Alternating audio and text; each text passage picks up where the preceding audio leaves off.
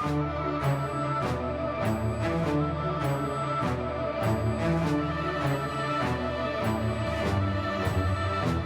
of the Shrew is one of the most famous of Shakespeare's comedies. It concerns two sisters, one of whom, let's say, everybody wants to marry, and one of whom is a rather angry person who isn't very popular and no one wants to marry. But their father insists that that Bianca, the person who everyone wants to marry, can only be married when Kate, the more troublesome sister, has been married first.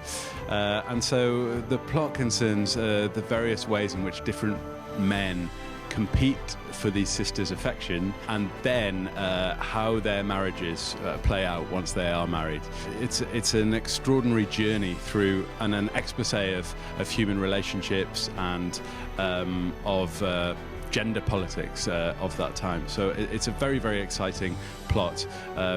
Lots and lots of different scenes that I'm sure people will enjoy very much. Shakespeare's comedies are an absolutely extraordinary body of work.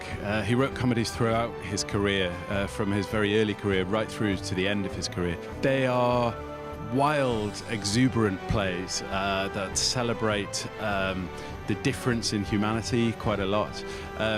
They always often have to do with disguise, with intrigue, the plots. There's almost always a happy ending.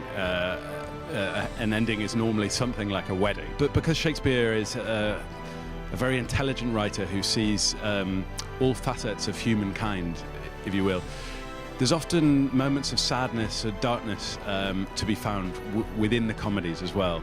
And The Taming of the Shrew is a comedy, but maybe it's not quite that simple. You know, there are elements of troubling moments within the play, but it makes for a very complex and rewarding experience. Here we use instruments that we recognize from the 21st century, but sometimes we use early instruments that Shakespeare would have known, and they're very, very different. You know, it depends what the composer of the music decides is the best for the show. The cast of The Taming of the Shrew is all female. We also do all male performances from time to time. So about to open on Broadway is our productions of Richard III and Twelfth Night, and they're performed with an all male cast.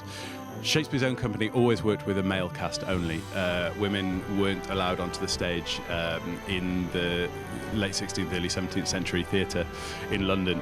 I think that the single-sex casts show how wonderful the plays are in many ways. It shows that it doesn't matter what the gender of the actor is who's playing the part. The plays are so powerful, the language is so powerful that the story is always told brilliantly.